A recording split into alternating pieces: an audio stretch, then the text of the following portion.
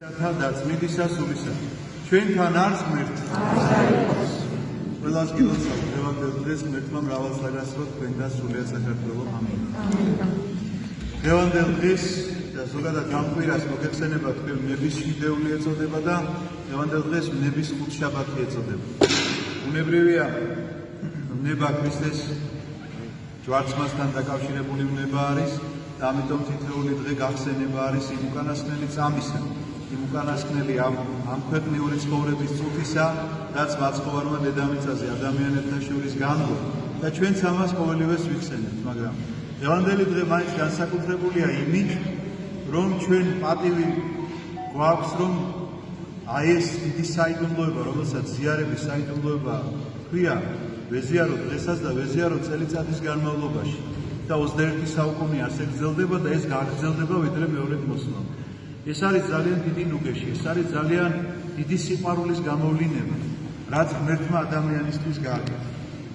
აი, უნდა თქვათ თქვენ და უნდა გავიხსენოთ, რომ თუ ეს კვირა არის რაღაცა საკუთარი თავის დანახვის მთელი ეს მარხვა ამას ემსახურებოდა, მეთქი მე ხშირად გემეორებდი, რომ საკუთარი თავი უნდა დაგვენახა, საკუთარი თავი უნდა დაგვენახა არა ისე როგორც თქვათ ჩვენ რაღაცა წარმოდგენა გვაქვს ხოლმე ხშირად არასწორი. სხვათა შორის ზიარების წინალოცვებშიც როგორც წერია, ნახეთ, სანამ მიყვალ ზიარებასთან იქ ასეთი რამ წერია. არც ამბორს იყო ვითარცა იუდა, არამედ ვითარცა ავაზაკი აღგიარი. შედარებას აკეთებს, ესე იგი ლოცველი და მოდის ზიარებასთან და ესე კი არ ამბობს, მინდა ესე ვეზიარო როგორც ეზიარებოდა იოანე ოქროპირი, მინდა ისევე როგორც ბასილი დიდი დღეს მისი წირვაა საერთოდ. არა. შედარებას ვისთან აკეთებს, ნახეთ, ისე კი არ გეამბორო როგორც იუდა, არც ისე როგორც ავაზაკი, არამედ როგორც ავაზაკი ისე მინდა აღგიარო.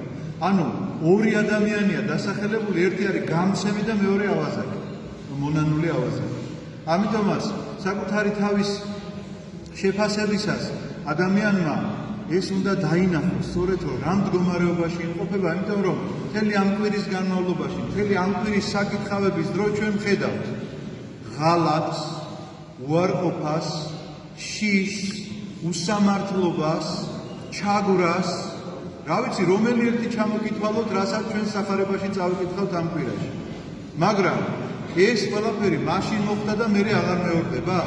ჩვენს ცხოვრებაში, ჩვენს ყოველდღიურობაში ეს ამბავი ასე არ არის. უსამართლოდ არ მოქცეულ ხარ? უსიყვარულოდ არ მოქცევი ხარ ადამიანებს? მე საკუთარ თავსაც ვეკითხები ამას და ამისთვის არის სწორედ ეს დღეები და წესები. ამიტომაც დღევანდელი დღე განსაკუთრებულია მეთქი, როდესაც გეუბნებით, ეს არის დღე, სადაც ქრისტე ზუსტად იცის იუდას მდგომარეობა. იმიტომ რომ იუდამ წინა დღეს უკვე მოელაპარაკა მღვდელმთავრებს, მოელაპარაკა ფასზე, მოელაპარაკა დროზე, როგორ ჩააბარებდა. ეს შეკითხვა შეიძლება ეხლა ჩდებოდეს რა ჩაბარება უნდოდა, მაგრამ ძალიან ბევრი ხალხი ეხვია ის განმავლობაში მაცხოვარს და ამიტომაც წინასწარი მოლაპარაკება მღვდელმთავრებთან ამიტომ გამართა იუდამ, რომ ღამე როდესაც მარტოები იქნებოდნენ, მაშინ უნდა მოხერხებულიყო მისი აყვანა, რომ ჩუმად მომხდარიყო ეს ამბავი, იმიტომ რომ ხალხი შიში ჰქონდა, ხალხი ძალიან ბევრი იდგა მაცხოვრის მხარეს. ამიტომაც ეს მოლაპარაკება წინასწარ შემდგარი მოლაპარაკება ზუსტად იცის მაცხოვარმა, მაგრამ ამ ტრაპეზთან, რომელ ტრაპეზეც ეხლა შენ ხარ მოწვეული, იუდაც იჯდა და მაცხოვარმა მასაც მისცა ზიარება და ისიც უთხრა, რომ წადი მიდი აბა გააკეთე, რასაც აკეთებ. ძალიან ხშირად არასწორად გვესმის ჩვენ ეს სიტყვები და გონია, რომ რაღაცა ურთიერთმოლაპარაკება იყო, ის რომ ახლა შეუნა წახვიდე, მე გამყიდო რომ ახსოვდეს წერილში რა წერია. არა, ესე არ არის ბატონებო. იმიტომ რომ იქვე წერია, ვაი მას, ვის სახელითაც გაიცემა მაცხოვარი იესო ქრისტე. ამიტომაც ჩემო ძვირფასებო, ნახეთ, როდესაც ვიხსენებთ, რომ მაცხოვარმა მიუხედავად იმისა, რომ იცოდა იუდა, რასაც აპირებდა, მაინც აზიარა, იქნება ამ თვალით დაინახოთ სწორედ საკუთარი სულიერი მდგომარეობა და ასე განჭრითოთ ეს ყველაფერი, რომ ჩვენ მოსულები ვართ ეხლა აი ამ ტრაპეზზე და აი ამ ტრაპეზზე გულმოწყალე ღმერთი გეუბნება, ვიცი რომ სიმხდალე გამოიჩინე, მაგრამ აი შენთვის ზიარება, ჩემი სისხლი და ხორცია, გაღებული მსხვერპლია, ჩემი სისხლი დაიღვარა ჯვარზე და ამას მე შენ გიძღვნი, მე შენთვის გავაკეთე ეს ყველაფერი. ვიცი რომ უსამართლობა ჩაიდინე, მაგრამ შენთვის მომეცია ჩემი სისხლი. ანუ შენდობას იძლევა პატივ, რამეს კი არ ართმევს ადამიანებს. პირიქით მოაქვს შენდობა მოაქვს, სიხარული მოაქვს, სიყვარული მოაქვს და ასე უნდა ვეზიარებოდეთ ამ განცდით, არა იმით რომ ეხლა მე ვიმახულე 40 დღე და რაღაცა დავიფსახურე. არა, სწორედ იმ განცდით რომ მიუხედავად უსამართლობისა, რომელიც ჩემი მხრიდან ვინმემ განიცადა, მიუხედავად სიმხდალისა, სადაც ვერ გამოვხატე ვაჟკაცური სული, მიუხედავად იმისა, რომ ვერ დავიცავი ქრისტიანობა ყველგან და ქრისტეს სახელი და უარყავი ისე როგორც პეტრემ თქვა, არ ვიცნობ საერთოდ ვინ არისო, მიუხედავად ამისა, ქრისტე თავის ტრაპეზზე გიწევს, თავის გაშლილ სუფრაზე გიწევს და ჭეშმარიტ საჭმელს თავაზობს, ერთადერთ ჭეშმარიტ საჭმელს.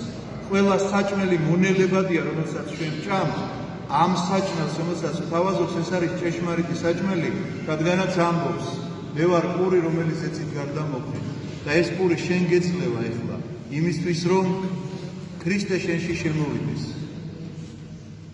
და როგორ უნდა წავიდეთ აქედან? რა გრძნობა უნდა დაგეუფლოს ამ ყოველივეს მერე?